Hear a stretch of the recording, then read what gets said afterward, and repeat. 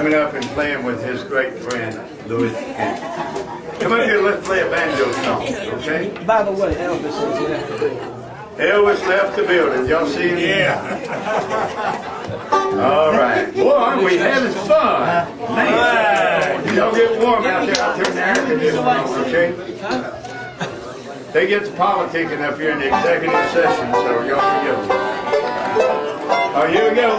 Y'all, what y'all do, guys? We're going to shuckle back and pick up a load of corn. Go shuck a little corn. All right. Hold on.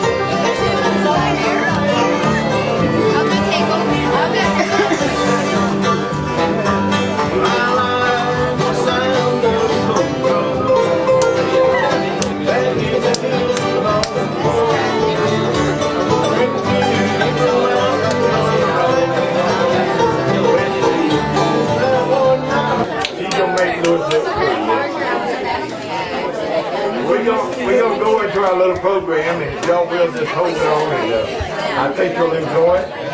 And everybody kind of get settled down, so we're gonna get started here in Louis.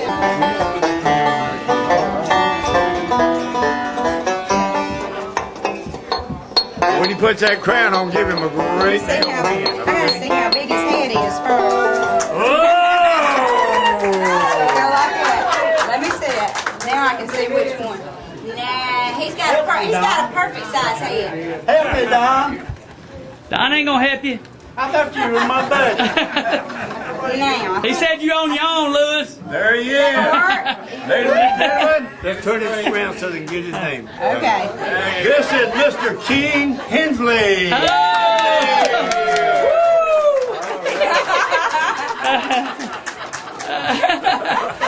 Oh, that's funny. Now we're gonna run through a little story here, and then we're gonna lead into something else, and then something else. You just put my bag Yeah, right right at the moment. Well, stand next to I'll Joe take it right with here. you unless you won't hold it. Will you take your banjo and somebody hold it? Will you take your banjo for me? You gonna play it while I'm No, we gotta take care of you. heavy. We're gonna about halfway roast him, okay? He's already hot. I see sweat coming off. Yeah, it of him. is. I'm sweating like a turkey on Thanksgiving. Oh, getting ready, ain't we? You know, Larry Jefferson, Yeah. I told him about it, and he says, Lewis, you're just too old and tough to roast. Said they're going to have to fireball you. Hey, boy. Well, we're going to let Lewis talk to us through the microphone so everybody can hear. He said he needed parboiling before he was roasted. Yeah. That's what Larry Jefferson said, okay? Yeah, he said he's going to have to fireball me a little while before he roast me. They're too old Thank you. and tough. Well, let's get serious here and let me lead up to where we at with Lewis. Where is the number one camera? I don't know where to put it. I'll sit right here. We're going to take care of him here, so don't hang to me now. And let's pay attention so we can get Lewis the credit he deserves. Can you hear me out there, everybody? All right. Everybody try to settle down a little bit. Okay? All right. We're about to get done. We're getting some good hugs in back there. I'm mad. Come back up here and hug me again. I'm only kidding. Here we are. This is a little story about my experience with Lewis, and it's not very long, about 2 or 3 minutes, but the time span goes back like 12, 14 years, doesn't it? Go pretty good while. Gone a long time. And here's my story about Lewis. I first met you, Lewis, at Rudy's Auction Barn Jam about 12 years ago. Yeah, they was trying to auction me off. They was. He went for $250, by the way. I heard a special sound coming from your banjo that I had never heard before. It was a warm, sweet kind of rolling sound that you were doing that caught my attention. From there, I was fascinated by who you were as a person. You always had a smile on your face and never lacked a dull moment of cracking a joke or punching or kicking another musician. And if you remember, you were one of the first to play my first song that I had written. Don't Ever Leave Me, Little Darling. What about that? What about that? During the course of time, I found out you and your family were deeply involved in music and had been for years. And most of what you and your family did was gospel. And on occasions, I would hear the story of how you taught them to do harmony. Oh, any truth to that? During the period of time while jamming at Rudy's, I was shocked to hear that you had developed a heart problem. And you had a heart attack, and I was sorry to hear that. But you came back. And I was saddened. I was saddened by the fact that each time thereafter, when I went to jams, you were missing at that time. And I really felt lost because I was so fascinated by the banjo sound that you always had when you played. And I mean that now, okay? The first time I saw you on the stage was at the Anderson Recreation Center. And you guys put on a great show, and because of the show you folks did, I felt the urge that I wanted to form a band. So you were really a part of forming my life around bluegrass music. You know, I really didn't know that, sir. You did. You want me to kiss you now? Wait later. I say wait after. I have gone on to manage about 6 bands over the last 12 years or so. And during those years with different bands that I managed, you helped me many times to do shows. Remember Midway School with all those kids and teachers? Where for 3 hours we played 3 songs, didn't we? Oh, that was tough. And also the good times we had playing together at Just More Barbecue and Bluegrass Express and Parlor and other places. Well, we're Bluegrass Express. Had a ball. You were always the clown that stole the show. And that's the truth. And your humor and jokes always brought smiles to all those in the audience. Even Richard Lawless said once he was not going to come back to the Pickin Parlor until Lewis got back and played on the stage. Richard Lawless. But I hate to tell y'all, he was the only fan that that Lewis had at that time. Burn it, burn it.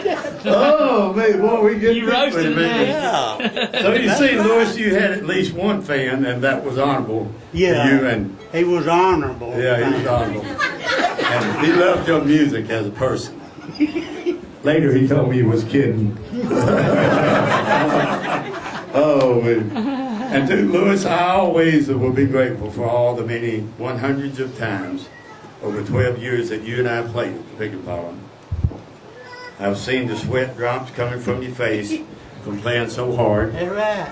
And I remember in 2006 during Appreciation Day when you played the Monkey 8 part with Jeff Barnett. You remember that? And you held a handful of bananas on the stage up here just to prove a point that you knew how apes really worked. Yeah. And he did. You know, He did. Yeah, he did, yeah. And you also played licks out here for a lot of these folks to learn from. And I've seen you in the audience sharing your many years of experience with a newly banjo player. And your love for the music and the people is the first thing that made me hang to you and your personality. And then the big experience at the Pickin Parlor. It came when you and Curtis Gibson got involved with a white super hot car that you owned. Remember that? With a big old racing engine in it. Yes, it was. Oh, boy, he had one he'd take out here, man. I'd fill these cement blocks. Oh, man. You thought the blocks was coming out. Yeah. But all this conversation came about because Curtis was also quick to predict the speed of his T-Bird. And you were quick to challenge him with the speed of your oversized Chevy engine. Show us how you ripped it up.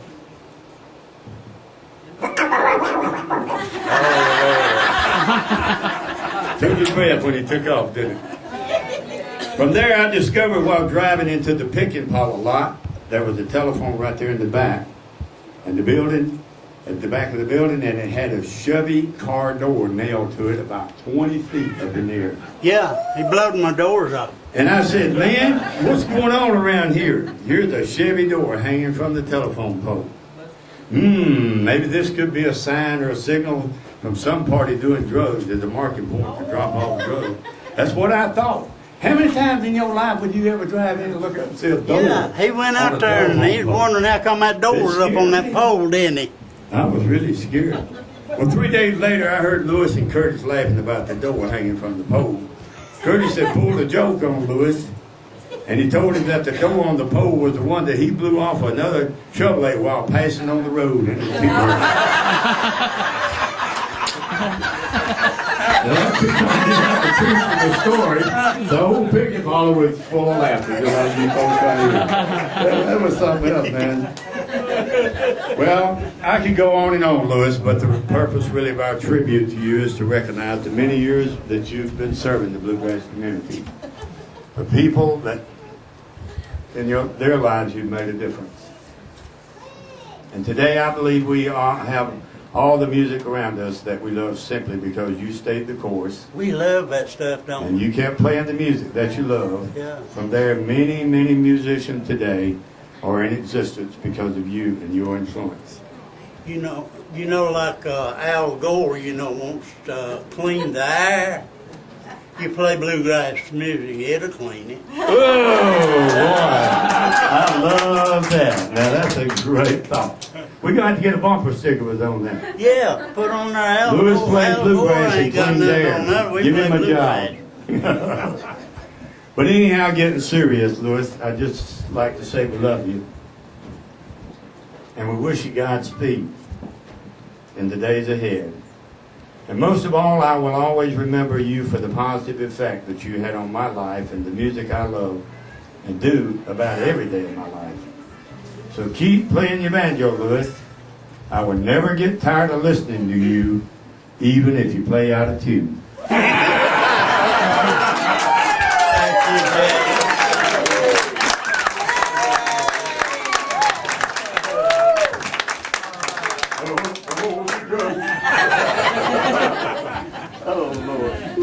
Well, then we roasted pretty good. We roasted him pretty good, didn't we? Huh? Okay. Well, he has a visitor that goes way back in his life.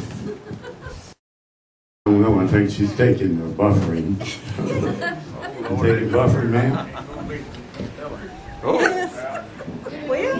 Good evening, ladies and gentlemen. I'm really happy to be here tonight for this very special occasion to honor Lewis Hensley here. I'm a voice from your past. Remember, I taught you for 12 years down the road in that little school building down the road just a little ways. Raven County. Yeah, Raven County. We had it was a one-room schoolhouse. I taught Lewis for 12 years there, and I reckon after 12 years, I really did get to know him pretty good, and he was a pretty good little boy for the most part. He was always cutting up with the little kids, and he's always teasing them and trying to make them laugh, and kind of silly stuff like that. But I kind of let him go on with it because I felt like it was kind of harmless stuff. But there was only a couple times I did have to get down on Curtis, and that was because he was picking on all the little boys and girls. You remember that, Curtis? Lewis, you remember that? That was about 30 pounds lighter. Yeah, well, Lewis, you were picking on all the little boys, and I do remember one day because you brought your banjo to school, and at recess, what he would do is he would take his banjo out at recess, and he would play it from the time he got out there till the time he came in. And, well, one day I looked up, and I was grading my papers outside, and I looked up, and there sat Lewis on top of this little boy out there. And I said, what in the world is going on? He was just picking on his banjo and playing his banjo and sitting on that little boy. You remember that, Lewis? Yeah, you were. You were sitting on that little boy just picking on your banjo. Finally, I saw that little boy just squirming, and he was trying to get up, and he couldn't because he was sitting on him pretty hard. That banjo was pretty heavy, and so Poor little fella. yeah, poor little fella. Once I went over there, and I said, Lewis, what in the world are you doing picking on that little boy?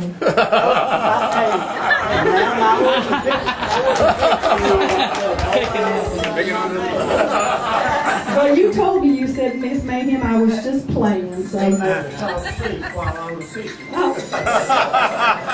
Well, anyway, time went on. I just kind of threw my hands up in the air, and I went on, and there was just a couple other times I remember that I had to call you down in class, Lewis. You remember?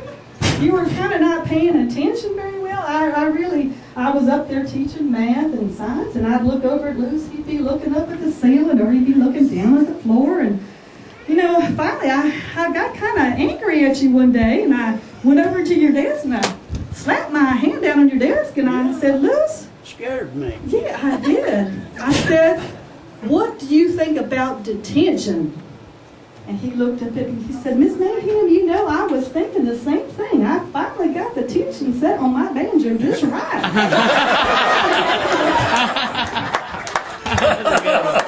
That was a good one. So, things went on pretty well. They did go on pretty well. Lewis, you were pretty good. And things went on pretty good until he got to about 8th grade. And then he started getting kind of interested in girls a little bit. And so, I would see him out on the playground with his banjo, and, he'd take that banjo out there, by that time, Lewis was getting kind of pretty good on the banjo, and he would be strumming them pretty little tunes, and I noticed all these little girls would just gather around you, Lewis. Remember that? They would just gather around, and he'd strum a little tune. Was she redheaded? Well, yeah, there was a redhead in there. And he would strum on his banjo pretty little tunes for those girls. They just would smile at him, and he'd smile back at them, and he'd play them another little tune. Well, I was grading some papers again one day, and I looked up, and I heard all this racket just going on. I was thinking, what in the world is all that commotion? And I looked up, and Lewis, you was flying on that banjo. Your fingers was just going a mile a minute. I wish they'd do that now. I'll tell you that much. They were going really fast then. I said, well, it's about time I need to give you some advice about girls, Lewis. So I walked over and I said, Lewis, here's what you need to do with girls. You need to slow it down a little bit because you're moving way too fast. Well, anyway, he listened to me for a little while until a little while later. You know, a little while later, I got to missing Lewis. Every time I come in from recess, I would call the roll call, and one day I got in there and I was calling out the children's names, and I called Lewis, and Lewis didn't answer. So I went down the roll call, and I came to another little girl. Her name was Polly. You remember Polly? She was that pretty little girl down there. She was that little string bean. Was she that redheaded one? I believe she was redheaded. She was. But anyway, she was a pretty little thing, and she was gone too. So I said to the children, does anybody know where Lewis and Polly are? And they said, yes, ma'am, we do. Miss Mayhem, they're down behind the barn. In the barn. Yes, Marie, they were down in the barn. They said in the hay, rolling around. Whoa! Rolling in the hay. Can you believe it? So I said, lickety split, I ran down to that barn as fast as I could. My heart was just beating really fast. And so I ran down to the barn. I opened up the door, and sure enough, you were there in that barn with that pretty little Polly. Yeah, you were. And you were in the hay with her, too. Yeah. Yeah. There sat Lewis. He was showing. What was we shoveling? Well, you were showing Polly how to play the banjo. You were doing some they were doing some rolls. He was rolling on the banjo. So anyway, got my heart stirred up there for a little bit. But anyway, the last thing I was going to say, and then I'll be done, is that I had to give a little IQ test when I was about in 11th grade for I knew some of the kids was going to be graduating, and so I gave out a little test, and it was an IQ kind of test, and it was kind of sort of like where you would determine what they would be good at later on in life. And so I gave the test, and I had to send it down to Columbia to the Department of Education down there, the South Carolina Department of Education, and they was going to grade it and analyze it and send it on back. And so they did. Lewis, I hope you don't mind that I was rummaging around my records, and I found some of your test scores, and I hope you don't mind if I share some of your test scores with these fellas. Oh, he don't mind.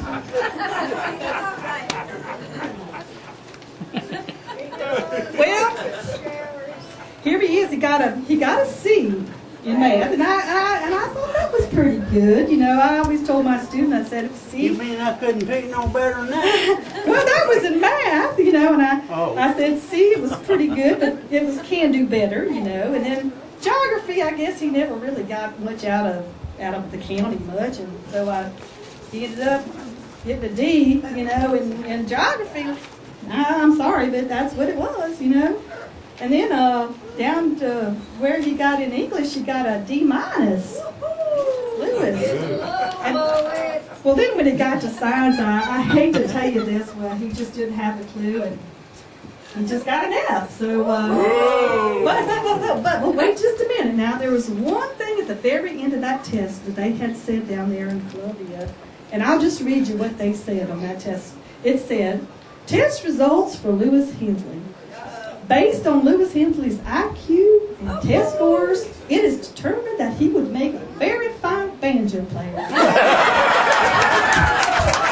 Oh, wow. Let's give Miss great presentation. All right. You did great, man. I was going to Columbia today, and she called me and said, "Can I practice on you?" I'm just kidding. I thought that was a great. She wrote the script for that too. Another big hand for Nancy. And big hand for Lewis too. Okay. Well, we got Danielle and Sonia's gonna come in just a few minutes, and somebody requested that somebody else sing a song. Don DeVito here. Don, you want to come and sing that song for us? Yeah, that'd be fun. All right, you come and sing Lewis's song. Will you do that? Yeah. And then we're gonna we got some other things we're gonna do here. There it is. Don wanted to do it with him, and we just gotta let him do it. So Don and Lewis play a lot together, and over at Hey, sir, where did you get that? Oh, you good looking now. You cheating. You won't be the king. That's gonna be the one that does it. Oh. What song you gonna play, Don? I'd hot dog picture. Lewis, what is it? Yes, sir, we're gonna sing it there, or you are. I ain't heard that one yet. It's a brown new one. It's a Taco Brown song, ain't it? Yeah. What is it? Come on up here, Don. Take the ribbon from your hair or Take the something like that. ribbons from our hair. Who can play the bass can for play that? the Why don't you bass? play the bass, Miss Mayhem? Now this is really a treat to have his old school teacher playing song. All right. Okay. Good, ain't it? All right, Mr. Don DeVito. Give Don a big hand.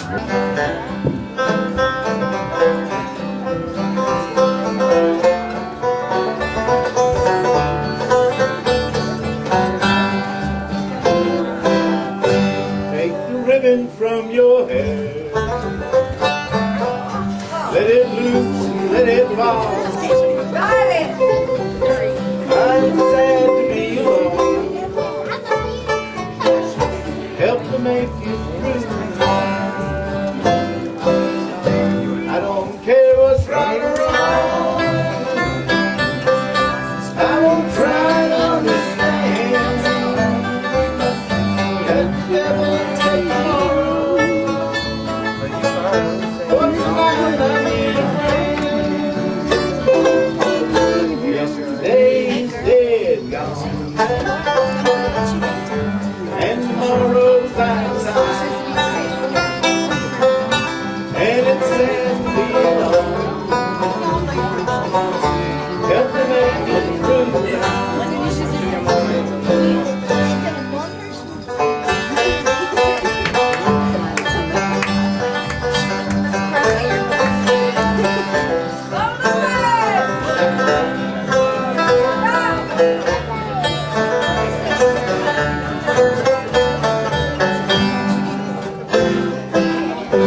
I don't care what's right or wrong. I won't try to understand. Let the devil take the world. 'Cause tonight I need a friend. Yesterday is dead and gone. And tomorrow's outside. And it's safe to be alone. Help me make it through. All right. But I'll let you open it up, and then you can tell the audience. Careful. It's a air horn. Don't need no air horn. Oh, Lord. That's pretty good. I don't know who brought that to you, but I sure do like that. Well, you got another pretty one here. We'll let you see what's in this one. How about that? This is the first time I've ever done anything I like thought this in my life. Christmas come in December. When you get some of this, you might want to give it back. I don't know who bought this one, but they love you anyhow. I'm gonna build a room on for my house.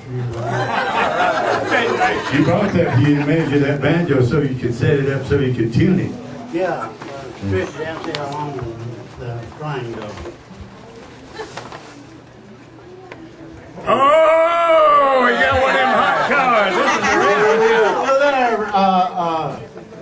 Kurt, Got the door's door just off. hanging.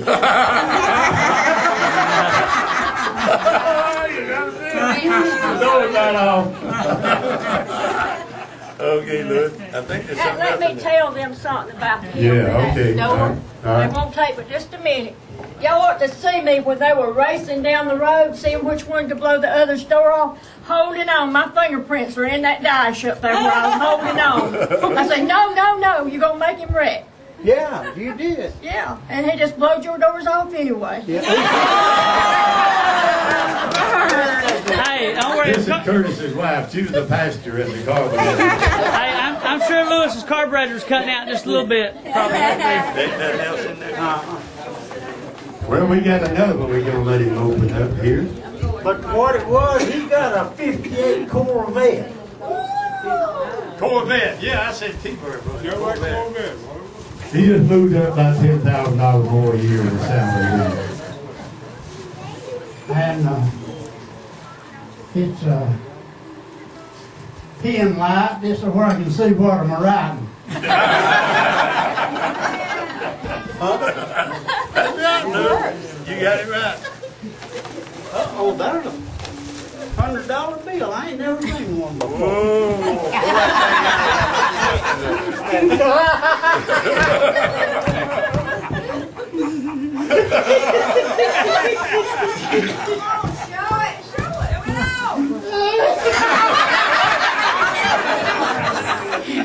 Jack thought I was gonna mess all on myself and he gave me a roll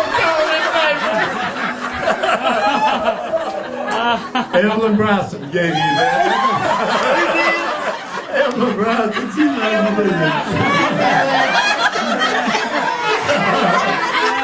You won't do, Evelyn. What is that? And she gave him a calendar, so he Give me a calendar that where I can see the bear. Oh, that's funny, Lou. She wouldn't give me that toilet Yes, you paper. did. Yes, I had more fun getting this thing ready and doing it than probably you have.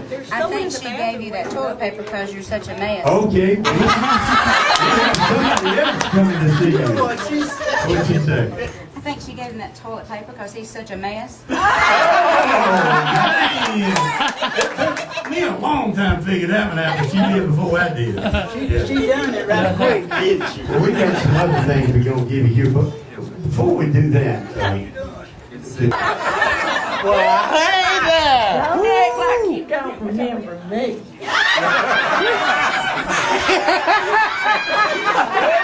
How you doing, my Me and Lois used to go steady. We did. And oh yeah, and I put on my Go to meetings, huh? well, I was going to put on my cheerleader outfit, but it's wrong. The only thing I could get on was the shoes.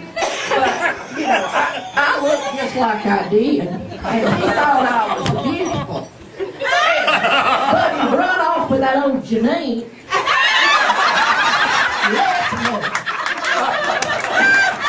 Now, Louis, he was a model boyfriend. I was always kissed him with models. And I said, Louis, if you gonna act like that, you're not gonna see me. And he laughed. And you know what? He didn't see me for about 3 weeks. And after about 3 weeks, he could see me a little bit out of his left eye.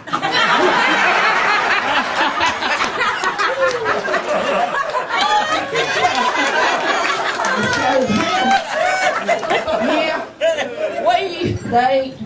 He'd come pick me up in that hot car here, and we'd go down to the Dairy Queen. He'd buy me grape slush, and then we'd go back home and sit on the sofa, that pretty sofa my parents had out there in the front yard. We'd sit out there, but you know that banjo always come between us.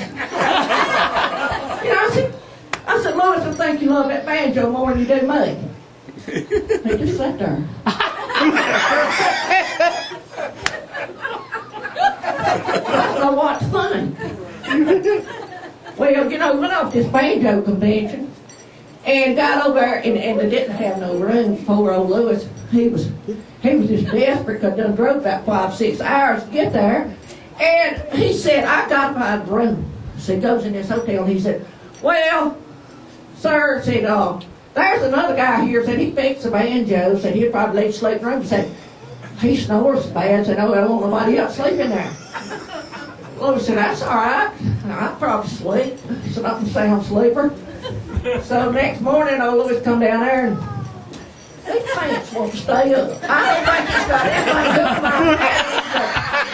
Turn around, let us see. Oh, my God. They keep the slide down. Anyway, Louis came down to the desk next morning. He was all rested, and he said, did you sleep? He said, I sure did. He said, well, I don't understand that. I said, what happened? He said, well, when I went in the room, said, it wasn't but a few minutes. That old guy was snoring. Said, I went over and I said, hey, buddy. He said, what you want? He said, I just want to wake you up and kiss you good night. And he said, that old guy sat up and watched me all night. I said, good.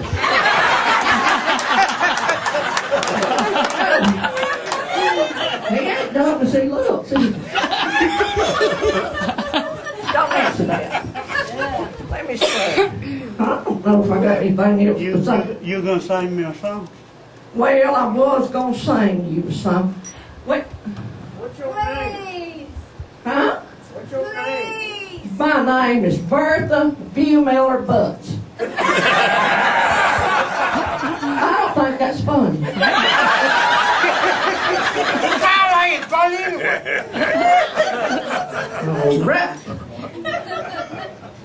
All right. Darn, I done lost my train of thought. The train done gone down the tunnel. I had something wrote down here. Can't read my own writing. I can't yeah. read it either. Well, you never could read too good anyway. Well, you know, I remember now, Louis, he was, a few years ago, he was going down the street. There's a sign out there that said Mystery Cruise.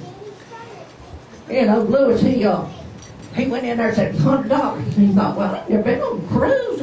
No Mystery Cruise. Said, I think I'll take that up. So he paid the man $100.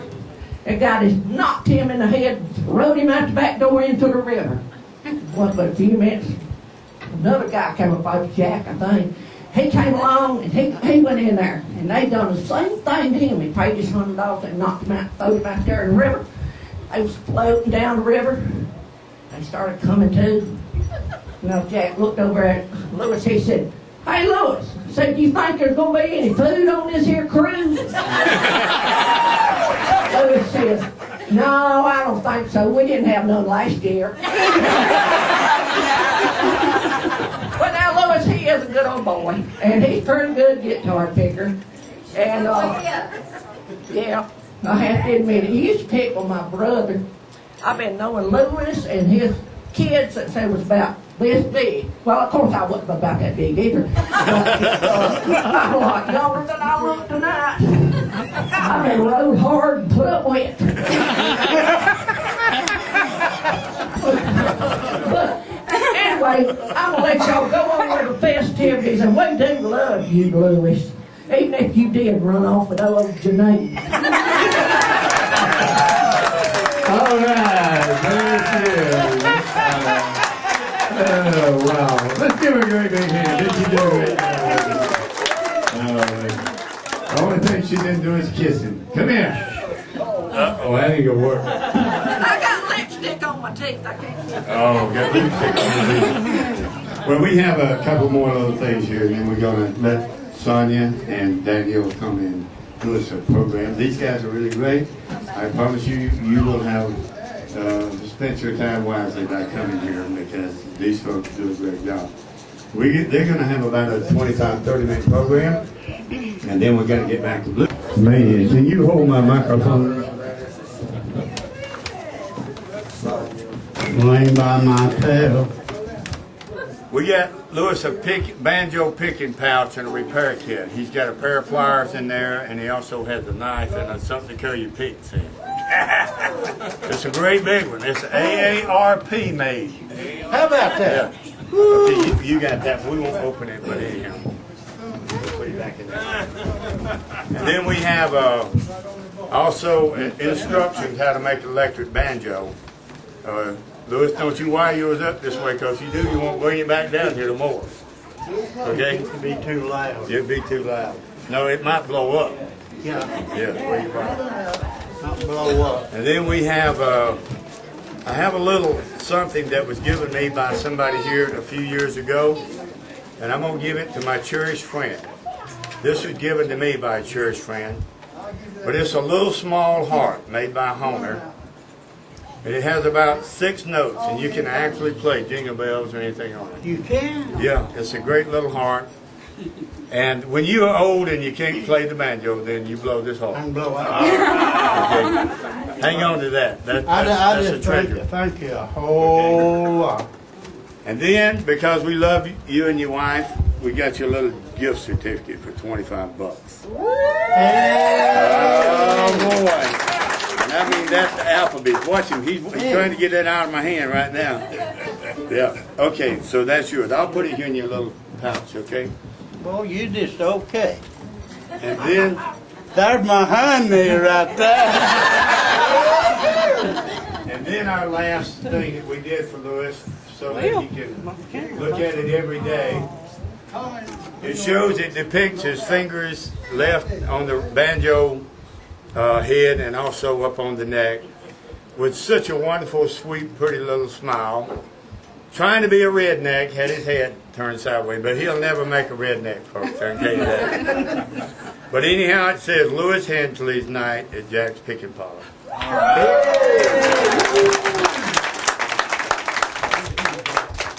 We really love you. Give me a good old hug while you're sitting down. All right. Now, sweet. Thank you. Here he is, ladies and gentlemen, a great friend and a great guy.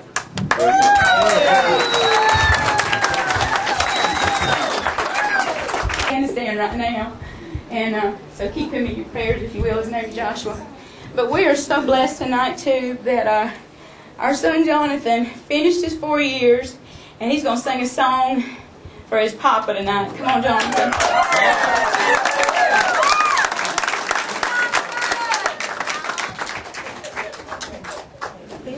Yeah. You need a pick. You need a pick. You might got a pick. Sit down on this chair.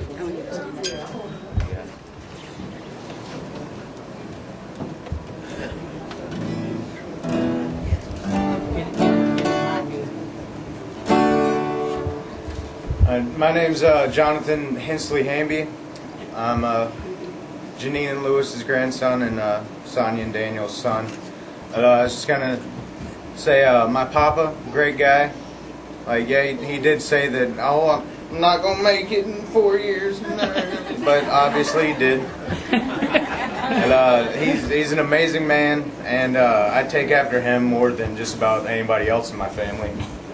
And anytime I ever do anything, somebody says that I'm mean, I always point at him. And he tries to act like it's not true, but he can't deny it. But anyways, I apologize.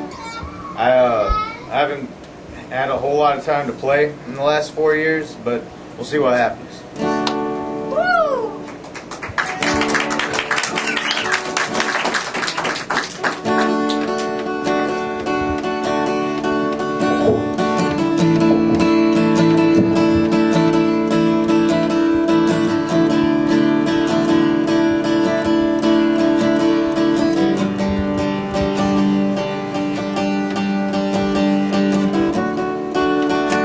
There's no one in town I know. You gave us some place to go. I never said thank you for that. Thought I might give one more chance. And what would you think of me now? So lucky, so strong, so proud. said thank you for that. Now never have a chance. May angels lead you in. Hear you, me, my friend, on sleepless roads, a sleepless go. May angels lead you in.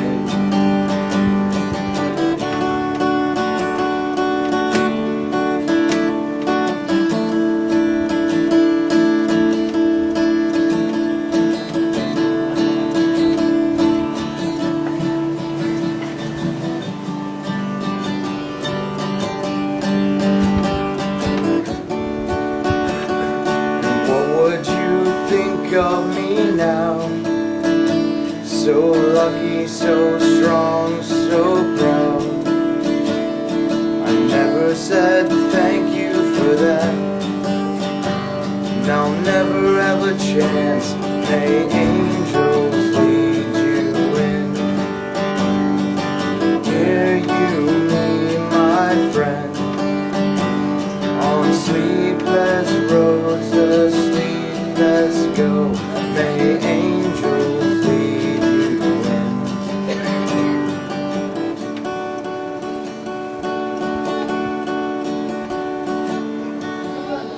And if you were with me tonight, I'd sing to you just one more time, a song from the heart so big God wouldn't let it live. May angels lead you in. Hear you, me, my friend, on sleepless roads, a sleepless go. May angels lead you in.